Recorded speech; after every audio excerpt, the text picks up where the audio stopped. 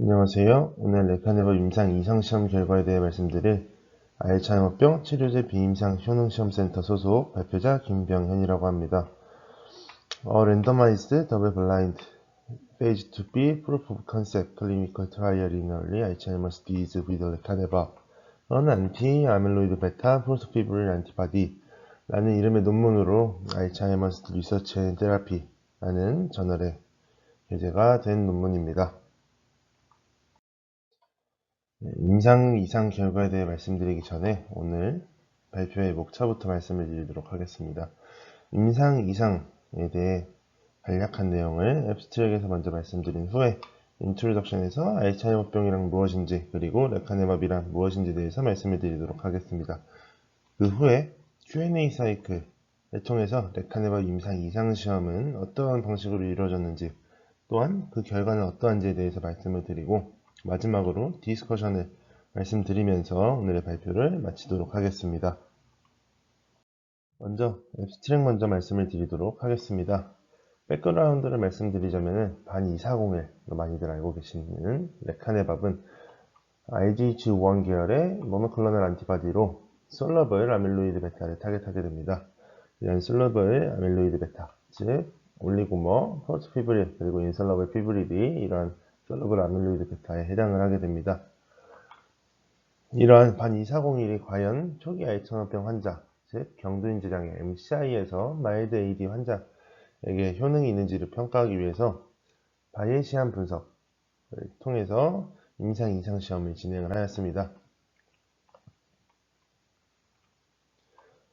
반 2401의 임상 이상 시험이 어떻게 진행되었는지 보자면 먼저 스터디 201, 즉 반 2401의 임상 이상 시험의 주된 목표는 ED90 도즈, 즉 이펙티브 도즈 90%를 설정하는 것이었습니다.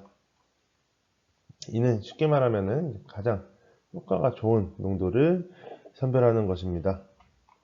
프라이머리 엔드포인트로는 바이에시안 분석을 통해서 12개월 차에 ADCOMS 분석 평가를 진행을 하였습니다. 이 ADCOMS 분석에서는 80%의 확률로 최소 25%의 플라시보와 비교해서 최소 25%의 인지기능 감퇴 지연 효과를 보는 것을 목표로 하였습니다. 세컨더리 엔드포인트로는 18개월 차에 뇌 아밀로이드 베타가 얼마나 줄었는지와 ADCOMS, 그리고 CDR-SB, ADAS-COG 14을 이용해서 인지기능 평가를 진행하였고, 또한 CSF의 바이오마커는 어떻게 변화하였는지, 그리고 토탈 히포캠팔 볼륨은 어떻게 변화하였는지를 보는 것이었습니다. 임상 이상 결과에 대해 간략히 말씀을 드리면 총 854명의 환자가 참여를 하였고 그중 609명은 레카네밥을 245명은 플라시보를 투약받았습니다. 바이에시안 분석을 통해 결정된 ED90 도즈인 10mg/kg 바이클리를 투약하였을 시 12개월 차에 64%의 확률로 25% 정도 플라시보에 비해서 인지기능을 감퇴를 지연시킨다는 것을 ADCOM을 통해서 알 수 있었습니다. 또한 세컨더리 엔드포인트에서는 10mg/kg 바이위클리 그룹에서 뇌 아밀로이드 베타가 마이너스 0.306 SUVR 값만큼 감소하는 것을 알 수 있었습니다. 또한 바이에시안 분석 결과 실측치를 보았을 때 ADCOM에서는 27%와 30%, ADAS-COG 14에서는 56%와 47%, 그리고 CDR-SB에서는 33%와 26%로 인지기능 감퇴 속도를 제한시킨 것을 알 수 있었습니다. 또한 CSF 바이오마커의 변화도 레카네밥의 치료 효능을 뒷받침해 주었고, 레카네밥을 투여하였을 때 ARIA-E라고 불리는 뇌에 부종이 생기는 부작용도 9.9%로 여러 항아밀로이드 항체 치료제에 비해 낮은 수치임을 알 수 있었습니다. 결론적으로 반 2401의 임상 이상시험, 즉 스터디 201에서 레카네밥이 뇌 아밀로이드 베타 레벨을 감소시켜 주었고, 또한 인지기능 감퇴에 인지기능 감퇴를 지연시켰음을 확인을 할 수가 있었습니다. 인트로덕션에 대해서 말씀을 드리도록 하겠습니다. 인트로덕션에서는 알츠하이머병이란 무엇인지와 레카네밥이 타겟하고자 하는 알츠하이머병의 뉴럴 패서놀로지컬 헐마크인 아밀로이드 베타란 무엇인지에 대해서 말씀을 드리도록 하겠습니다. 그 후 반240일, 즉 레카네밥에 간략하게 말씀을 드린 후에 레카네밥의 이전 임상시험에 대해 말씀을 드리면서 인트로덕션을 마무리하도록 하겠습니다. 먼저 알츠하이머병이란 비가역적인 인지기능 장애를 특징으로 하는 신경퇴행성 질환으로 대표적인 뉴로피시올로지컬 헐마크로 아밀로이드 베타 플락과 타우 탱글이 존재하게 됩니다. 이런 아밀로이드 베타 플락과 타우 탱글은 알츠하이머병이 진행됨에 따라서 축적될 뿐만 아니라 알츠하이머병은 병이 진행됨에 따라 인지기능 감퇴가 일어나고 또한 뇌의 부피도 감소하게 됩니다. 병의 초기에 아밀로이드 베타 플락이 존재하게 되면은 경도인지장애, 즉 MCI에서 디멘시아, 치매로 진행될 확률이 증가하게 됩니다. 이런 아밀로이드 펩타이드가 알츠하이머병의 패설로지컬 캐스케이드를 촉발하게 된다는 아밀로이드 하이포테시스가 현재 알츠하이머병의 가설 중에서 가장 중심에 있는, 즉 가장 주된, 가장 중요한 가설로 알려져 있습니다. 이렇게 알츠하이머병의 병리를 촉발하는 아밀로이드 베타는 초기 모노머일 때는 독성이 없으나 올리고머 형태에서 독성이 가장 강력하게 나타나게 되고 또한 사이즈가 커지면 커질수록 독성은 다시 감소하게 됩니다. 이렇게 가장 독성이 강한 아밀로이드 베타, 즉 올리고머나 프로토피브릴을 제거해서 알츠하이머병의 치료 효능을 보고자 바이오진과 그리고 에자이에서 솔러블 아밀로이드 베타를 타깃하는 항체인 반2401을 만들게 되었습니다. 반2401, 즉 레카네맙은 휴머나이즈드 이뮤노글로불린 G1 안티바디로 솔러블한 아밀로이드 베타 어그리게이트, 즉 올리고머와 프로토피브릴을 타겟하고 이들과 결합해서 제거를 하게 됩니다. 한 번 더 말씀을 드리자면은 레카네맙이 올리고머와 프로토피브릴을 타겟 그리고 특이적으로 결합해서 올리고머와 프로토피브릴을 제거할 뿐 아니라 이 둘을 제거함으로써 프라이머리 조클리에이션을 억제해서 아밀로이드 베타 플락이 생성되는 것을 억제할 수 있을 것으로 생각이 되어집니다. 이미 뮤린 버전의 레카네밥이 동물 모델에서 아밀로이드 베타, 올리고머, 프로토피브릴과 플락 레벨을 감소시켰을 뿐 아니라 아밀로이드 베타의 축적을 예방했다는 이전 논문들이 이렇게 존재를 하게 됩니다. 뮤린 모노클로널 안티바디 158, 즉 뮤린 버전의 레카네밥을 단기간 마이스에 투여하였을 때 뇌의 PF, 프로토피브릴이 감소하는 것을 볼 수 있었고 또한 CSF의 프로토피브릴과 올리고머가 감소함을 알 수가 있었습니다.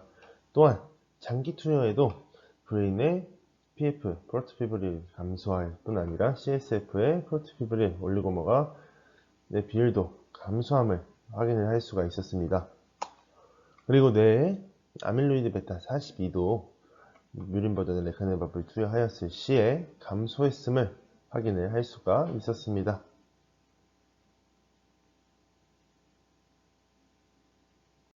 따라서 솔러블한 아밀로이드 베타 어그리게이트를 타겟하여 감소시키는 것이 초기 알츠하이머병에 있어서 효과적인 치료적 접근이라는 것을 알 수가 있습니다.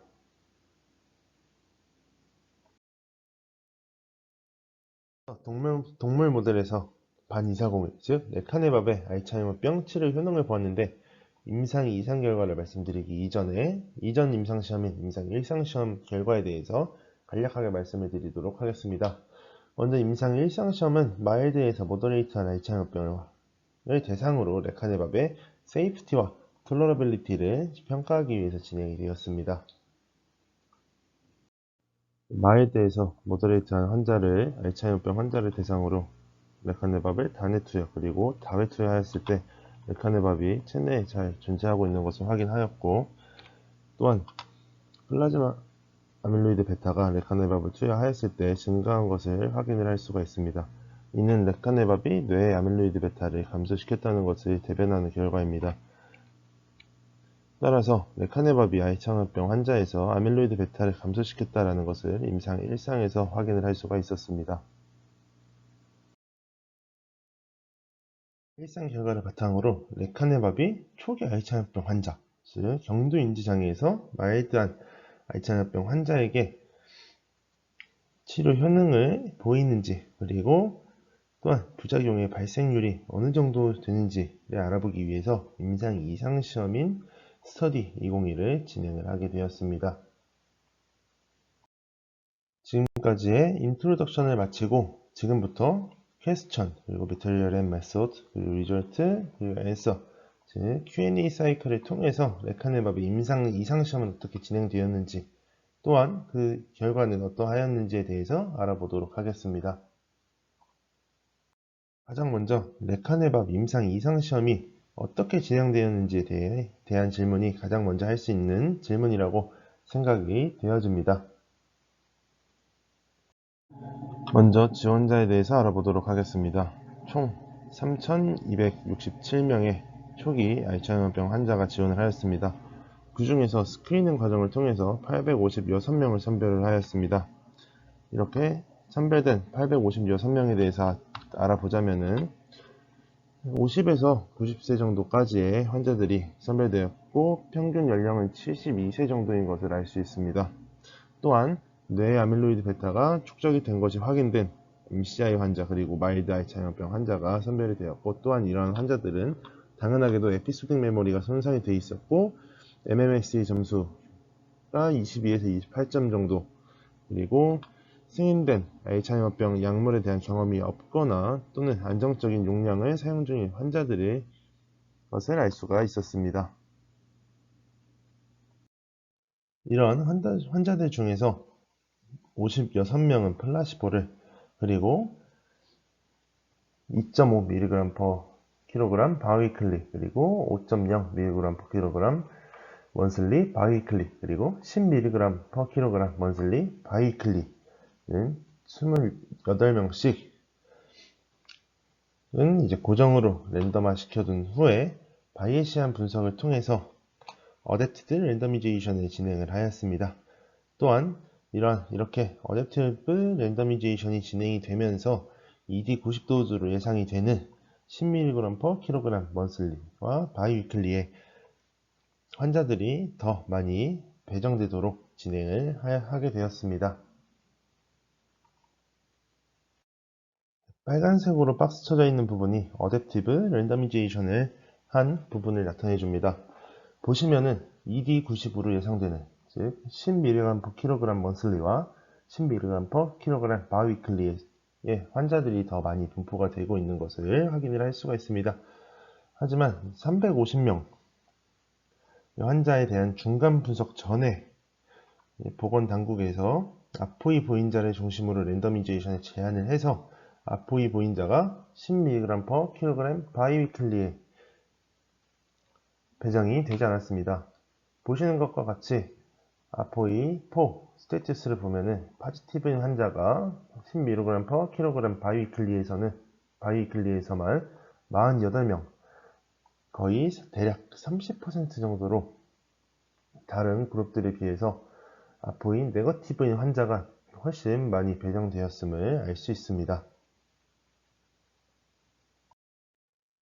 플라시보 그룹과 레카네밥 투여 그룹들 2.5mg/kg 바이위클리, 5mg/kg 먼슬리 바이위클리, 그리고 10mg/kg 먼슬리 바이위클리의 이러한 그룹들의 정보를 보자면은 에이지, 즉 연령은 대부분 72세, 71세, 71세, 72세, 71세, 73세로 대략 72세 연령으로 모두 비슷한 것을 알 수 있었고, 또한 성비도 대략 50% 정도로 비슷한 것을 알 수 있었습니다.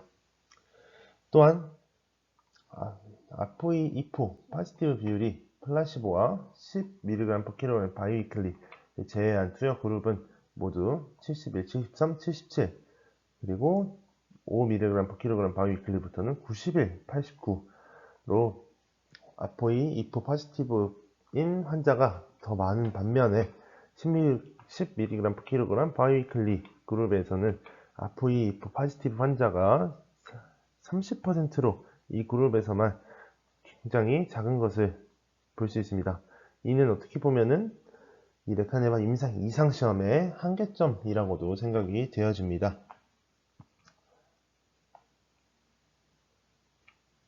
또한 ADCOM, 아다스커그14, CDR-SB, MMSE, 그리고 아밀로이드 펫, SUVR, 뇌에 아밀로이드 베타가 얼마나 축적되어 있는지를 보자면 이러한 수치들, 즉 베이스라인이라고 생각을 하시면 되는데, 이 수치들 역시 모두 플라시보 그룹이나 레카네밥 각 투여 그룹에서 모두 비슷한 것을 확인을 할 수가 있었습니다.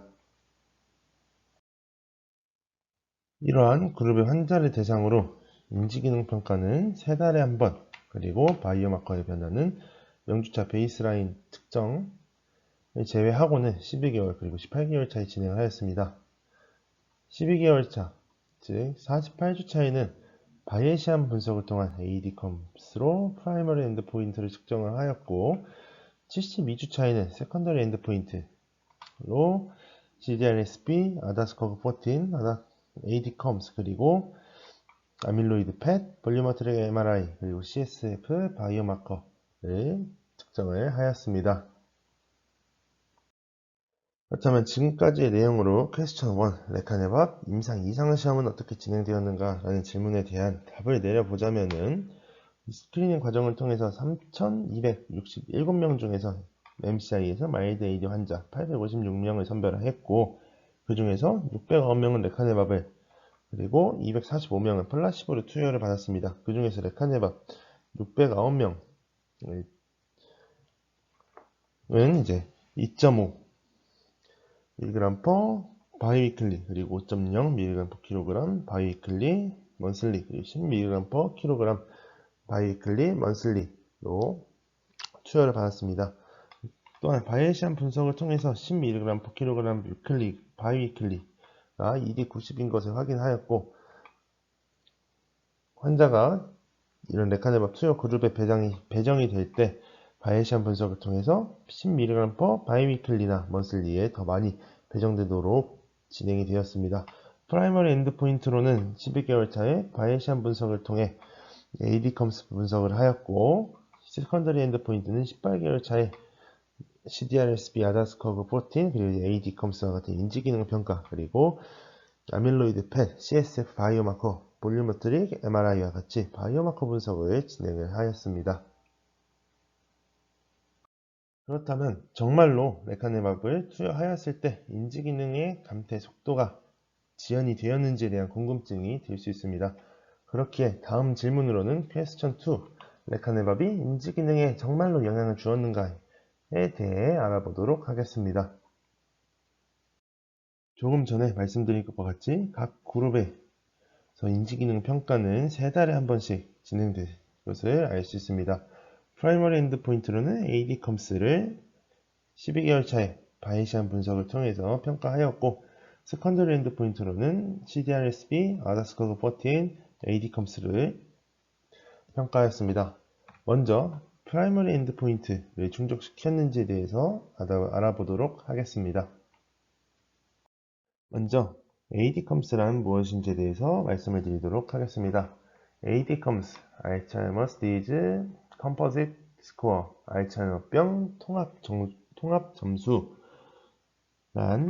MCI에서 마일드한 알츠하이머병 환자의 결과를 측정하기 위해서 개발이 되었고, 다른 평가들보다 인지기능의 변화를 더 민감하게 감지할 수 있다는 게 장점이 되겠습니다.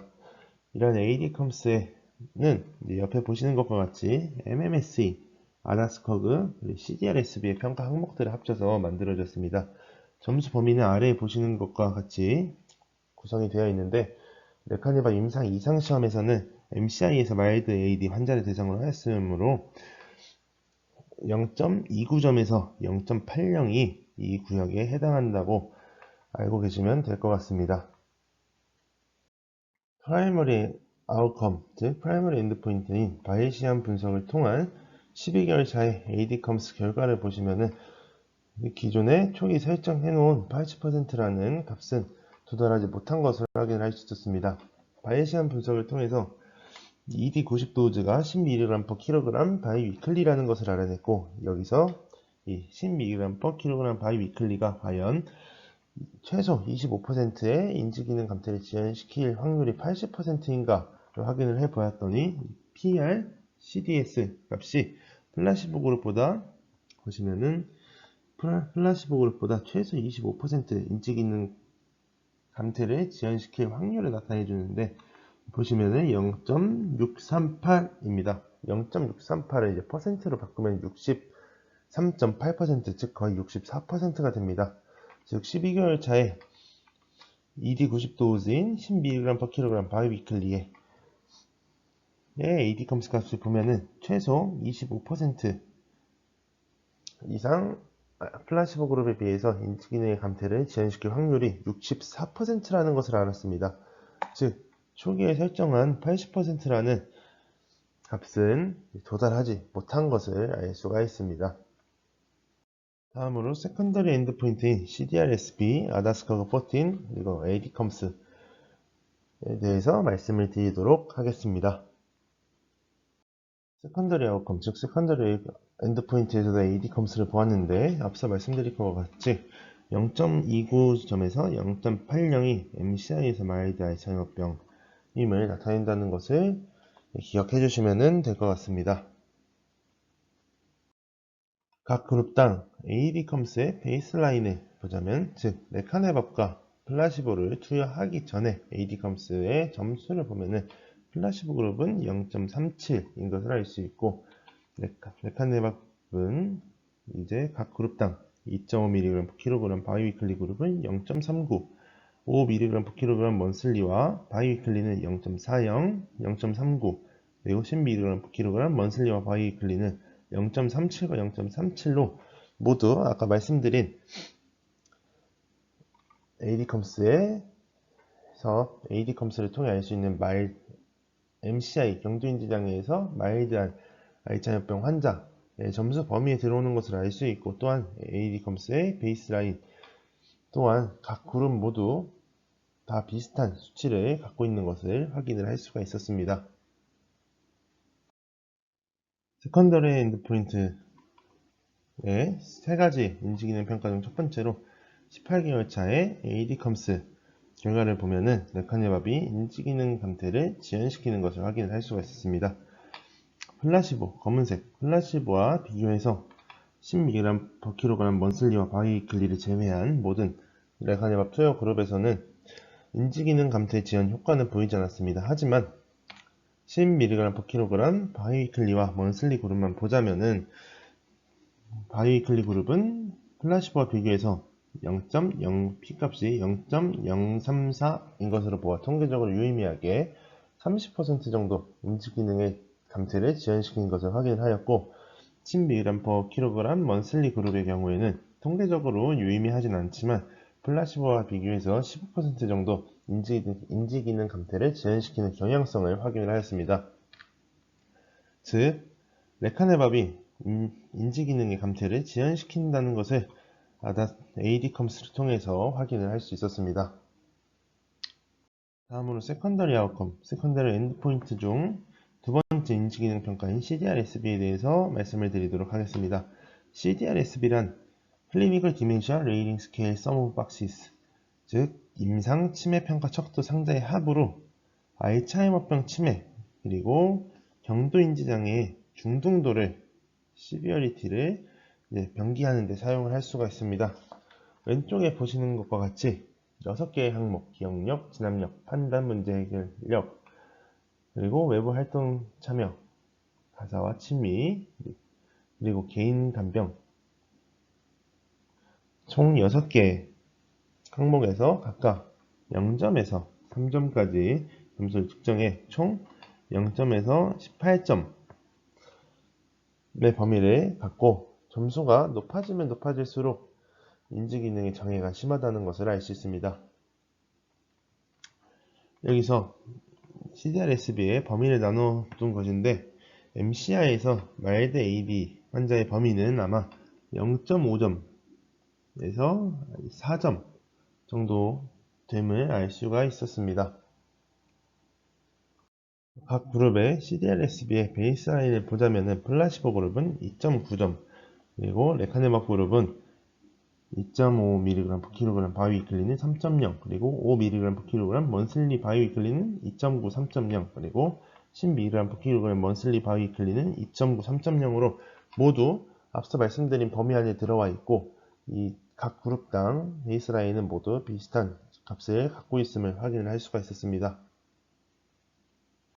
CDR-SB 점수에서도 레카네밥이 인지기능의 감퇴를 지연시킨다는 것을 확인을 할 수가 있었습니다. 이 역시도 플라시보 그룹과 비교해서 10mg/kg 바이위클리와 먼슬리를 제외한 레카네밥 투여 그룹에서는 인지기능 감퇴의 지연 효과는 보이지 않았습니다. 하지만 10mg/kg 바이위클리와 먼슬리 그룹만 보자면은 10mg/kg 바이위클리 그룹에서는 P값이 0.125로 통계적으로 유의미하게 플라시보와 비교해서 26% 정도 인지기능의 감퇴를 지연시킨 것을 알 수 있었고, 또한 10mg/kg 먼슬리에서는 통계적으로 유의하진 않았지만 플라시보 그룹과 비교해서 17% 정도 인지기능 감퇴를 지연시키는 경향을 확인을 하였습니다. 즉, 레카네밥이 CDR-SB 점수에서도 인지기능 감퇴를 지연시킨다는 것을 확인을 하였습니다. 세컨더리 엔드포인트 중 마지막 인지기능 평가인 아다스커그 14에 대해서 알아보도록 하겠습니다. 먼저 아다스커그란 알츠하이머병 평가 척도로 14개 항목으로 구성된 인지하위 척도이고, 이는 치매가 존재하는지 또한 치매가 어느 정도 진행이 되었는지 평가하는 데 유용한 테스트가 될 수가 있습니다. 점수 범위는 0점에서 90점으로 구성이 되어 있고, 점수가 높을수록 인지기능의 장애가 심하다는 것을 알 수가 있습니다. 각 그룹의 아다스커그 14의 베이스라인을 보시면은 플라시보 그룹은 22.6, 그리고 레카네밥은 2.5mg/kg 바이위클리는 22.7, 5mg/kg 먼슬리 바이위클리는 각각 22.9, 20.8, 그리고 10mg/kg 먼슬리와 바이위클리는 각각 21.9, 22.1로 모두 비슷한 베이스라인 값을 갖고 있는 것을 확인을 할 수가 있었습니다. 아다스코그 14에서도 역시 레카네밥이 인지기능의 감퇴를 지연시킴을 확인을 할 수가 있었습니다. 이 역시도 플라시보 그룹과 비교해서 10mg/kg 바이위클리 먼슬리를 제외한 나머지 레카네밥 투여 그룹에서는 인지기능 감퇴의 지연 효과는 보이지 않았습니다. 하지만 이 역시도 10mg/kg 바이위클리와 먼슬리만 두고 본다면은 바이위클리는 P값이 0.017로 통계적으로 유의미하게 플라시보와 비교해서 47% 정도 인지기능의 감퇴를 지연시킴을 확인하였고, 또한 먼슬리 그룹 같은 경우에도 통계적으로 유의미하진 않지만 플라시보와 비교해서 6% 정도 인지기능 감퇴를 지연시키는 경향성을 보여주었습니다. 즉, 다시 말하면 레카네밥이 아다스커그 14에서도 인지기능의 감퇴를 지연시킨다라는 것을 확인을 할 수가 있었습니다.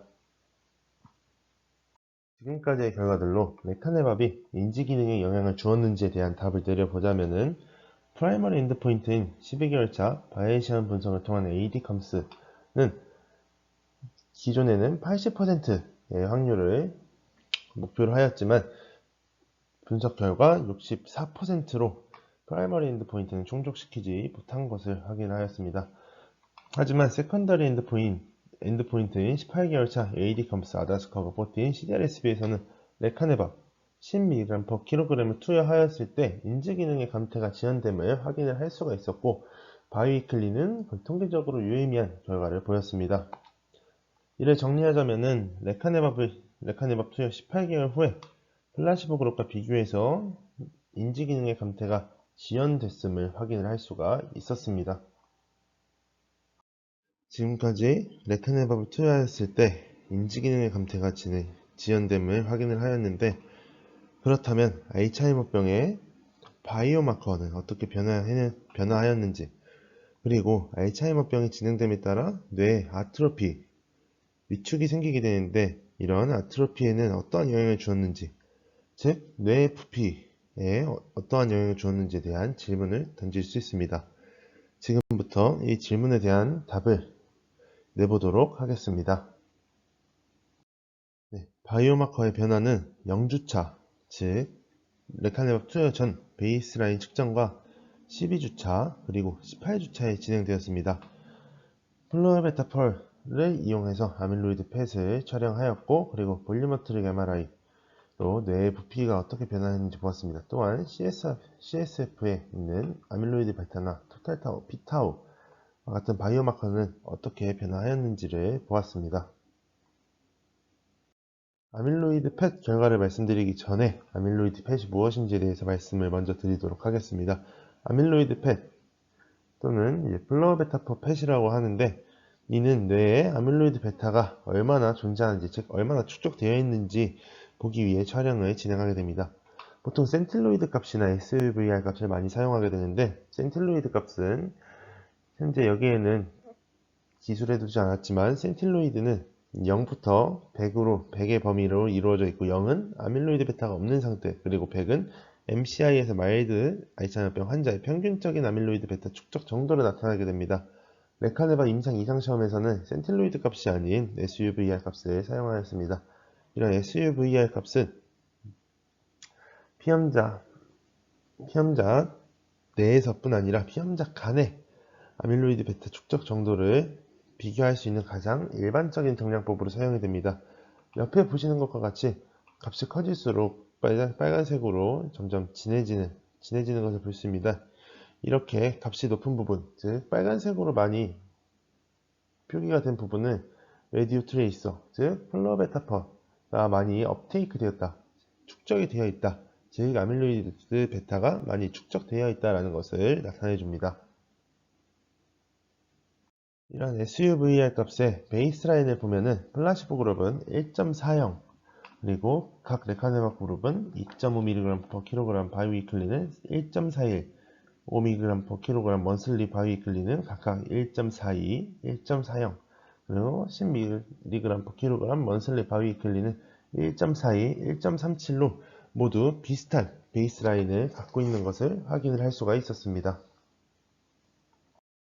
레카네밥이 뇌의 아밀로이드 베타를 감소시켰는지 아밀로이드 펫을 통해서 확인해 본 결과, 레카네밥이 아밀로이드 베타의 축적 정도를 감소시켰음을 확인을 하였습니다. 아래 그래프를 보시면은 플라시보 그룹에 비해서 모든 레카네밥을 투여한 그룹에서 아밀로이드 베타 펫 촬영 시 SUVR 값이 감소했음을 확인할 수 있습니다. 이 중에서 10mg/kg 바이위클리와 먼슬리가 가장 많이 SUVR 값을 통계적으로 유의미하게 감소시켰음을 확인을 할 수가 있었습니다. 또한 아밀로이드 펫을 통해서 아밀로이드 펫 양성 환자의 비율 또한 레카네밥이 감소시켰음을 확인을 할 수가 있었는데, 이 역시도 플라시보 그룹에 비해서 모든 레카네밥 투여 그룹에서 아밀로이드 펫 양성 환자의 비율이 감소한 것을 확인을 하였습니다.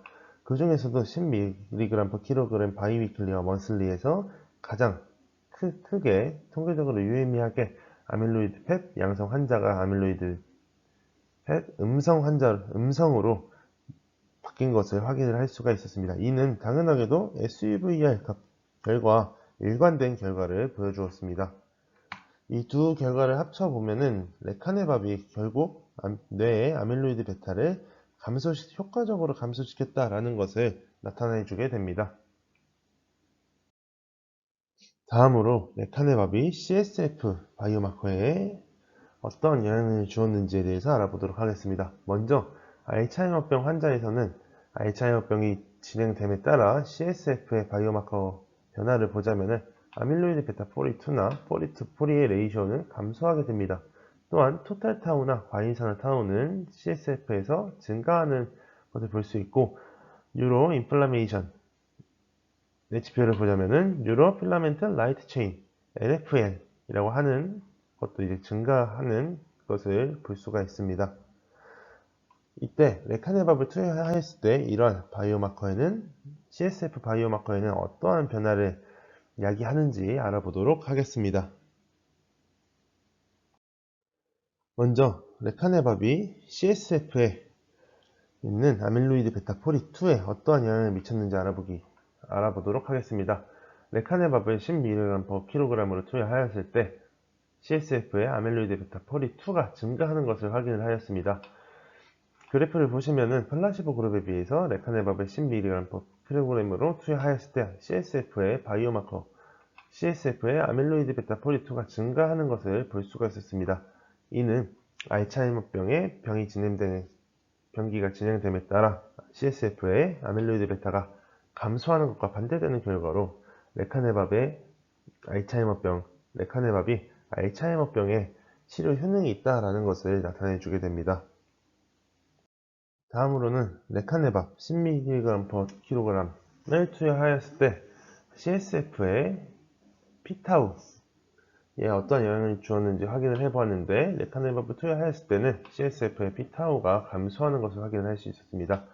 그래프를 보시면 플라시보 그룹에 비해서 통계적으로 유의미하게 레카네밥을 10mg/kg 투여하였을 때 피타우의 값이 감소한 것을 확인을 할 수가 있습니다. 이 역시도 CSF 아밀로이드 베타 포리2와 마찬가지로 알츠하이머병 병기에 있어서 피타우 값의 변화와 반대되는 결과로 이 역시도 레카네밥의 알츠하이머병 치료 효능을 대변한다고 생각이 되어집니다. 레카네밥을 10mg/kg 투여하였을 때 CSF 아밀로이드 베타 포리2와 피타우와는 다르게 CSF T타우에서는 일관되지 않은 결과를 보였습니다. 그래프를 보시면은 12개월 차까지는 레카네밥을 투여하였을 때 플라시보 그룹에 비해서 통계적으로 유의미하게 T타우의 레벨을 감소시킨 것을 확인을 하였습니다. 하지만 18개월 차에 다시 플라시보 그룹과 비슷한 결과를 보여주면서 레카네밥을 10mg/kg을 투여하였을 때 이제 12개월과 18개월의 결과가 일관적이지 않다라는 것을 보여주었습니다. 다음으로 뇌의 부피, 레카네밥이 뇌의 부피에는 어떤 영향을 주었는지 알아보기 위해서 볼륨어트릭 MRI 촬영을 한 결과에 대해서 말씀을 드리겠습니다. 그 전에 볼륨어트릭 MRI란 무엇인지에 대해서 간략하게 말씀을 드리도록 하겠습니다. 볼륨어트릭 MRI는 뇌 영역의 부피를 측정을 하게 됩니다. 이런 주요 뇌 부위의 볼륨을 측정하게 되는데 주로 히포캠퍼스나 벤트리클을 측정하고 그 외 다른 뇌 구조의 부피도 측정을 할 수가 있습니다. 이러한 볼륨어트릭 MRI를 이용을 하게 되면은 뉴로 디제너레이션, 즉 신경 변성을 초기 단계에 평가를 할 수 있다는 장점이 있습니다. 먼저 볼륨어트릭 MRI를 통해서 레카네밥을 투여하였을 때 뇌가 어떻게 변화하는지 보는 것 중에 가장 먼저 히포캠팔 볼륨, 즉 해마의 부피가 어떻게 변화하였는지 확인을 하였습니다. 레카네밥을 투여하였을 때 이러한 해마 부피가 변화하는 것을 확인을 하였습니다. 그래프를 보시면은 검은색인 플라시보 그룹에 비해서 레카네밥을 투여하였을 때 해마의 부피가 감소하는 경향성을 보이는 것을 확인을 하였습니다. 수치로 보자면은 10mg/kg 바이오이클리, 즉 ED90 농도를 처리하였을 때 플라시보 그룹에 비해서 해마 부피가 7.56% 정도 더 감소한 것을 확인을 할 수가 있었습니다. 또한 레카네밥을 투여하였을 때 해마 볼륨뿐 아니라 홀브레인의 볼륨은 어떻게 변하는지 그리고 벤트리클의 볼륨은 어떻게 변하는지를 측정해 보았는데 이 역시도 레카네밥이 뇌의 부피에 영향을 준 것을 확인할 수가 있었습니다. 먼저 홀브레인 볼륨을 보자면은 이 역시도 히포캠팔 볼륨과 같이 플라시보 그룹에 비해서 레카네밥을 투여한 그룹들에서 홀브레인의 볼륨이 감소하는 경향성을 보였습니다. 또한 벤트리클의 볼륨은 플라시보 그룹에 비해서 레카네밥을 투여하였을 때 벤트리클의 볼륨이 더 증가하는 경향성을 보였습니다. 이는 한 번 더 말씀을 드리자면은 홀브레인의 볼륨과 벤트리클의 볼륨에 대한 결과가 이제 전체 레카네밥을 투여하였을 때 전체적인 뇌의 볼륨을 감소시킨다라는 결과를 이끌어낼 수가 있습니다. 지금까지의 결과로 퀘스천 3인 레카네밥이 알츠하이머병의 바이오마커와 브레인 볼륨에는 어떤 영향을 주었는가에 대한 질문에 대한 답을 하자면은 아밀로이드 펫 결과 레카네밥 10mg/kg을 투여하였을 때 뇌의 아밀로이드 베타가 감소한 것을 확인을 하였습니다. 또한 CSF의 아밀로이드 베타 42는 증가, CSF P타우는 감소하였지만 토탈 타우에는 일관되지 않은 결과를 보였습니다. 그리고 레카네밥을 투여하였을 때 히포캠팔 볼륨은 감소하는 경향성을 보였고, 그리고 홀브레인 볼륨은 또한 감소하는 경향성을 보였지만 벤트리클의 볼륨은 증가하는 경향성을 보였습니다. 이를 정리하자면은 레카네밥을 투여하였을 때 알츠하이머병의 바이오마커인 아밀로이드 베타와 피타운을 감소하는 것을 확인을 하였고, 또한 히포캠팔 볼륨, 홀브레인 볼륨은 감소하는 경향성을 보이고 벤트리클의 볼륨은 증가하는 경향성을 보였음을 확인을 할 수가 있었습니다. 그렇다면 마지막으로 레카네밥을 투여하였을 때 알츠하이머병에 대해 치료 효능을 보였는데 과연 부작용은 없었는지에 대한 궁금증이 들 수 있고, 마지막 질문은 레카네밥 투여 시 부작용은 없었는가에 대한 답을 드리도록 하겠습니다. 레카네밥의 부작용이 있었는지에 대해 평가하기 위해서 세이프티 어세스먼트로는 헤마톨로지, 블러드 케미스트리와 같은 다양한 검사들을 진행하였고, 마지막에 투여가 끝난 후에 이러한 평가들을 종합하여 세이프티 어세스먼트를 진행을 하였습니다. 먼저 레카네밥을 투여하였을 때 가장 흔히 발생한 부작용은 인퓨전 리액션, 주입 관련 반응이나 REI, 뇌에 부종이 생기는 부작용이었습니다. 레카네밥은 2D 90도즈, 즉 10mg/kg 바이위클리 투여하였을 때 REI의 발생률은 10% 미만, 9.9%니까 이제 대략 10%인 것을 알 수 있었고, 또한 아포, 이포 양성 환자들에게서는 이제 14.3%의 발생률을 보였음을 확인을 하였습니다. 표에서 한 번 더 말씀을 드리자면은 REI 발생률은 이제 10mg/kg 그룹에서 9.9%로 동일한 발생률을 보였고, 아포이포 양성 환자들의 대상으로는 이제 10mg/kg 바이위클리에서 14.3%의 발생률로 REI가 발생했음을 확인을 하였습니다.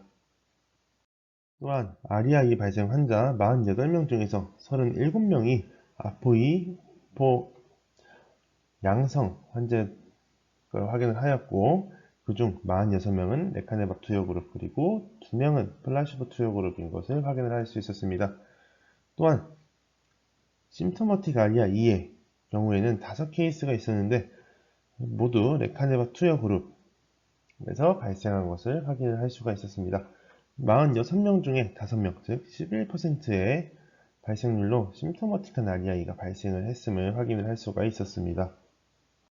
대부분의 REI는 투여 첫 3개월 이내에 발생하였고, 대부분 경증에서 중등도의 REI였음을 확인을 할 수가 있었습니다. 또한 모든 REI의 경우에는 대부분 4주에서 12주가 지나면은 완화가 된 것을 확인을 할 수가 있었습니다. REI, 뇌에 부종이 생기는 부작용이나 인퓨전 리액션, 주입 관련 반응을 제외하면은 이상 반응의 발생률은 예상치, 즉 예상한 바와 일치했고, 플라시보 그룹과 레카네밥 투여 그룹 사이에 큰 차이는 없이 다른 이상 반응의 발생률은 비슷한 것을 확인을 하였습니다. 레카네밥 투여 시 부작용은 없었는가에 대한 질문에 대한 답을 정리하자면, 레카네밥 10mg/kg을 투여한 그룹에서 REI 부작용의 발생률이 9.9%의 발생 빈도를 보였습니다. REI나 인퓨전 리액션을 제외한 다른 부작용 발생률은 예상치와 비슷했고, 플라시보 그룹과 레카네밥 투여 그룹에서의 발생률의 차이는 거의 나타나지 않는 것을 확인을 하였습니다. 정리하자면은 레카네밥을 투여하였을 때 9.9%의 빈도로 REI 부작용이 발생함을 확인을 하였고, REI나 인퓨전 리액션 제외한 다른 부작용 발생률은 예상치 이내로 플라시보 그룹과 레카네밥 투여 그룹에서 발생률 차이는 거의 없었던 것을 확인을 하였습니다. 지금까지의 결과들을 정리를 해보자면, 참여 인원에 대해 말씀을 드리면 스크리닝 과정을 통해 3,267명 중에서 856명을 선별을 하였고, 그중 609명은 레카네밥을, 245명은 플라시보를 투여를 받았습니다. 이 인원들에서 프라이머리 아웃컴을 특정하였는데 12개월 차의 바이에이션 분석을 통해 AD컴스를 평가하였습니다.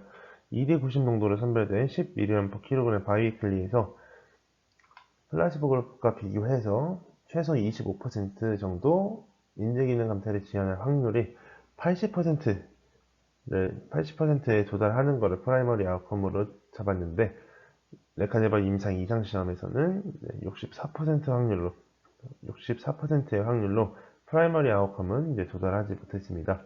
다만 세컨더리 아웃컴에서는 18개월 차의 인지기능 평가인 AD컴스 아더스코어 14 CDR-SB를 통해 레카네밥 10mg/kg을 투여하였을 때 인지기능의 감퇴가 지연됨을 확인을 할 수 있었고, 또한 알츠하이머병의 바이오마커인 아밀로이드 베타나 피타오가 감소하는 것을 확인을 할 수가 있었습니다. 이러한 레카네밥을 투여하였을 때 부작용이 있는가 또한 알아보았는데, ED90 농도 10mg/kg 바이위클리에서 9.9%라는 10% 정도의 REI 발생률을 보였습니다. 지금까지 Q&A 사이클을 통해 레카네밥 임상 이상 시험이 어떻게 진행되었는지 알아보았습니다. 마지막으로 디스커션을 통해 스터디 201, 즉 레카네밥 임상 이상 시험에 대해 한 번 더 정리를 해드리고, 그리고 임상 시험의 한계점과 컨클루전을 말씀을 드리면서 오늘의 발표를 마무리하도록 하겠습니다. 스터디 201, 즉 레카네밥 임상 이상 시험은 올리고모나 프로토피브리를 타겟하는 레카네밥이 초기 알츠하이머병 환자에게 어떠한 효능을 보일지에 대해 평가하기 위해 진행된 임상시험입니다.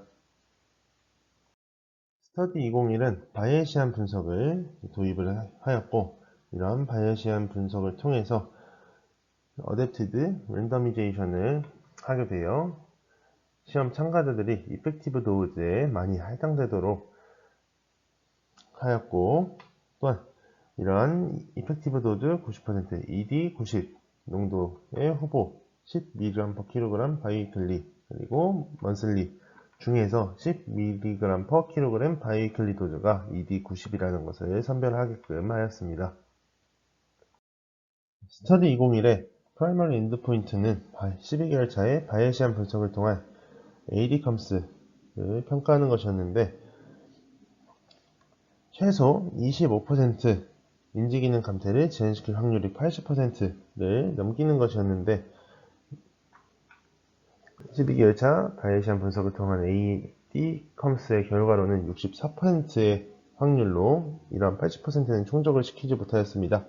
하지만 세컨더리 엔드포인트에서 레카네밥이 뇌의 아밀로이드 베타를 감소시킬 뿐 아니라 그리고 인지기능의 감퇴를 지연시키는 것을 확인을 하였습니다.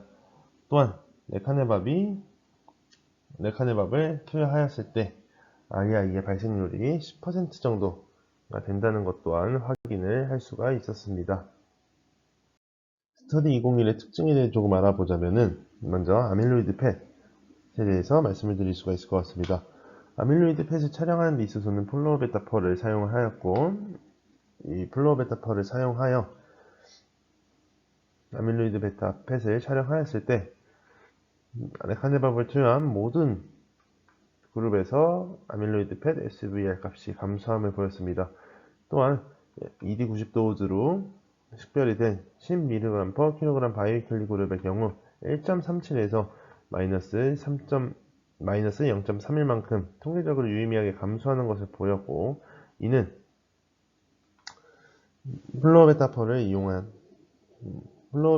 이용한 아밀로이드 펫 촬영에서 아밀로이드 펫 양성 역치 미만임을 알 수가 있었습니다.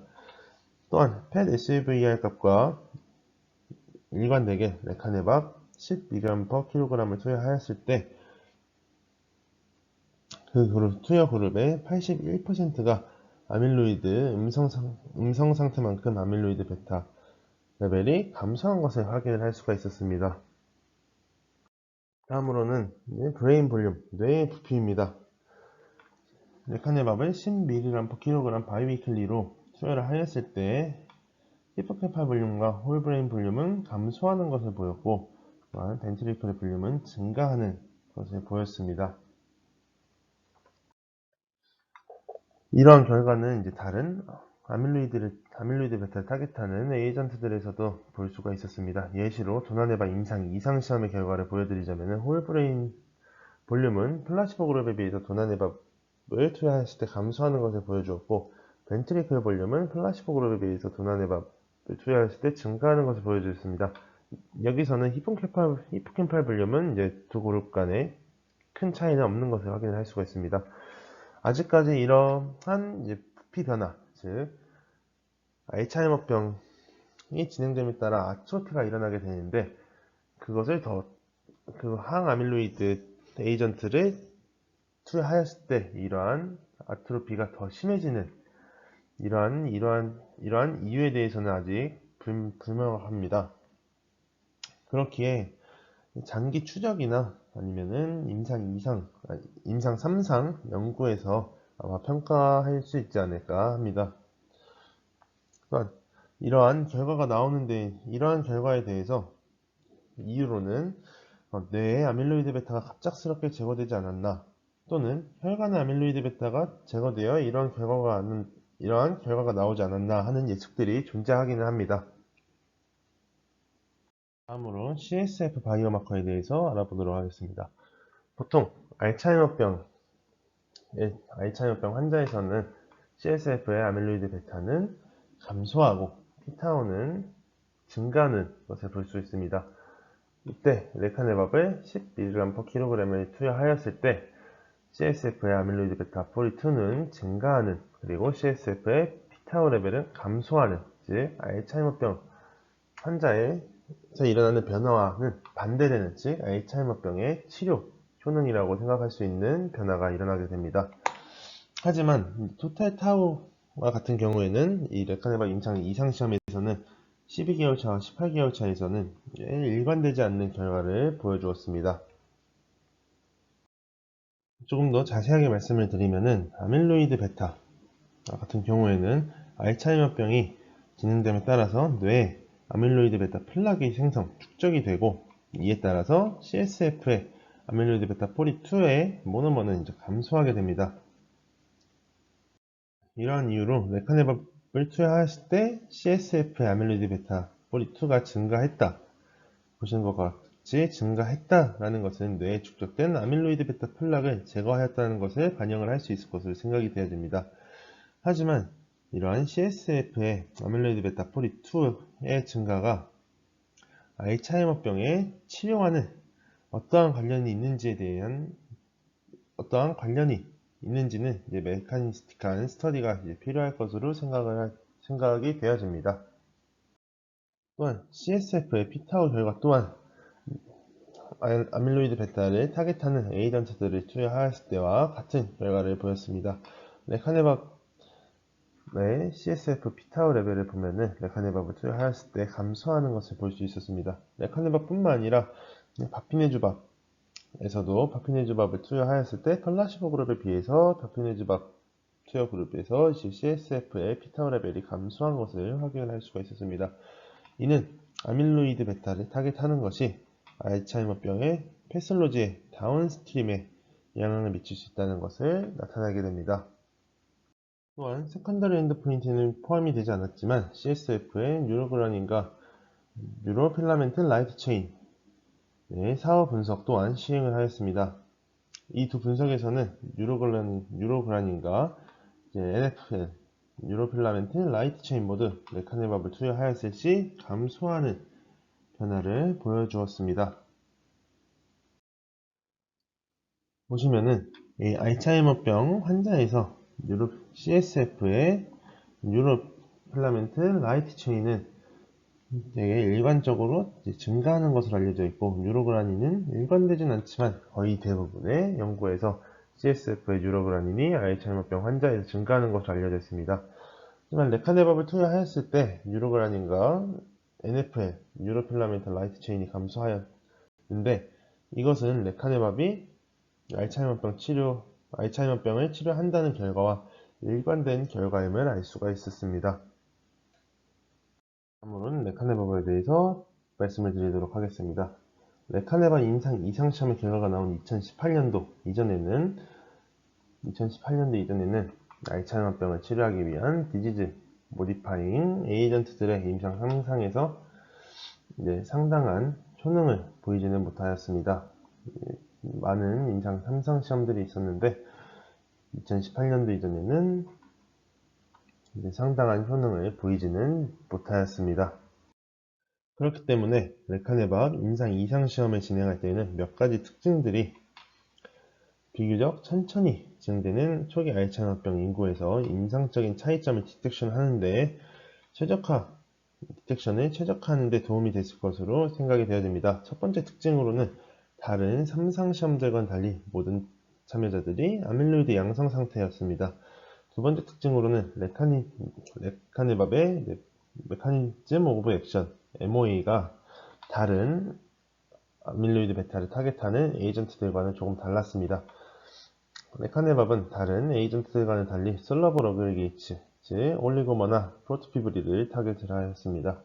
세 번째 특징으로는 바이에시안 디자인, 즉 바이에시안 알고리즘을 도입하여 이펙티브 도즈, 즉 여기서는 ED90 도즈에 많은 피험자가 배정되도록 하였습니다. 마지막으로 ADCOMS라는 민감도가 높은 방법을 선택해서 인지기능의 변화를 평가를 하게 되었습니다. 다음으로는 ED90 도즈로 결정된 10mg/kg 바이위클리 그룹에서 제한된 크기와 아포이포 비율에도 불구하고 18개월차에 시행된 ADCOMS와 아다스커그 14에서 플라시보 그룹과 비교하여 유의미한 차이를 보였습니다. 또한 10mg/kg 먼슬리 그룹은 위약에 비해서 중간 효과는 있었지만 그런 통계적으로 유의미한 변화는 보이지 않았습니다. 또한 바이에시안 디자인에서 ED90으로 예상되는 그룹에 환자가 집중이 되었기 때문에 다른 그룹들, 이런 ED90을 제외한 다른 그룹들은 작은 사이즈로 인하여 플라시보 그룹과 큰 차이점이 없었습니다. 오늘 레카네밥 임상 2상 시험의 한계점에 대해서 말씀을 드리도록 하겠습니다. 먼저 ED90 도즈 10mg/kg 바이위클리의 아포이포 양성 환자의 비율이 한계점이 될 것으로 생각이 됩니다. 초기 어댑티브 랜더미제이션을 할 때 보건당국에 의해 아포이포 양성 환자가 배정이 되지 않았고 시험 진행 중이었지만 아직 10mg/kg 바이위클리를 6개월 투여를 받지 않은 아포이포 환자는 시험을 중단을 하였습니다. 이러한 조치에 의해서 10mg/kg 바이위클리의 아포이포 양성 환자가 30%의 비율밖에 안 된다는 불균형을 초래하였습니다.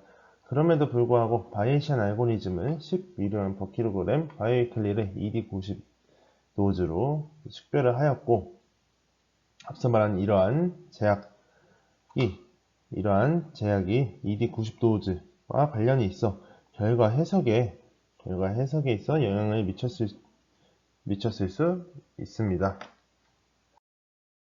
또한 아리아2의 발생률은 아포이포 양성 환자에 한해 10mg/kg 먼슬리 바이클리에서 각각 10% 정도 그리고 14% 정도였습니다. 그리고 스터디 201 설계 변경으로 이어진 초기 아리아2 사례에 대한 평가는 시험 시작 당시 레카네밥에 대한 제한된 경험과 그리고 제한된 이해를 기반으로 결정되었기 때문에 이러한 아쉬운 점, 한계점들이 남았다고 생각이 되어집니다. 하지만 아포이포에 대한 불균형이라는 한계점을 이제 임상 3상 시험에서는 극복할 것으로 생각이 되어집니다. 임상 3상에서는 2D 90도즈, 즉 10mg/kg 바이위클리의 레카네밥을 투여하였을 때 세이프티와 그리고 효능을 평가하고자 하고 있습니다. 그러면은 이러한 레카네밥 임상 2상 시험의 결과가 알츠하이머병에서 아밀로이드 생성 과정에서 올리고머를 타겟하기 위한 치료 컨셉을 뒷받침해주게 됩니다. 즉, 아밀로이드 플락 생성 과정에 있는 올리고머를 타겟해서 알츠하이머병을 치료할 수 있다는 것을 뒷받침해준다고 생각이 되어집니다. 마지막으로 레카네밥의 효능에 대한 확인은 초기 알츠하이머병에 대한 3상 시험에서 평가가 되고 있습니다. 마지막으로 지난 27일 바이오즌과 에자이에서 발표한 레카네밥 임상 3상 결과에 대해 간략하게 말씀을 드리도록 하겠습니다. 레카네밥 임상 3상 시험도 초기 알츠하이머병 환자를 대상으로 하였고 뇌에 아밀로이드 베타가 축적이 된 것이 확인된 MCI에서 마일드한 알츠하이머병 환자를 대상으로 하였습니다. 그룹으로는 플라시보 그룹과 레카네밥 10mg/kg 바이위클리 그룹이 있습니다. 프라이머리 엔드포인트로는 CDR-SB 를 통해서 확인을 하였는데 CDR-SB 결과 레카네밥 투여 그룹이 플라시보 그룹과 비교해서 마이너스 0.45, 즉 27%만큼 통계적으로 유의미하게 인지기능의 감퇴를 지연시킨 것을 확인을 하였습니다. 또한 아밀로이드 펫, 아다스카고 14, 그리고 ADCOMS, 그리고 ADCS, MCI, ADL의 세컨더리 엔드포인트도 모두 플라시보와 비교해서 통계적으로 유의미한 변화가 있었음을 확인을 하였습니다. 아리아2의 경우에 레카네밥을 투여하였을 때 12.5%의 빈도로 이제 발생률을 보였지만 심토머틱한 아리아2는 2.8%로 상당히 낮은 아리아2 발생률임을 확인을 할 수가 있었고, 또한 아리아-H도 17%가 발생하였지만 그중 심토머틱한 아리아-H는 0.7%로 이 역시도 상당히 낮은 발생률임을 알 수 있습니다. 자세한 임상 3상 결과는 오는 11월 29일 알츠하이머병 임상시험 학회에서 발표될 예정입니다. 이상으로 레카네밥 임상 2상 시험 스터디 201에 대한 발표를 마치도록 하겠습니다. 긴 영상 시청해주셔서 감사합니다.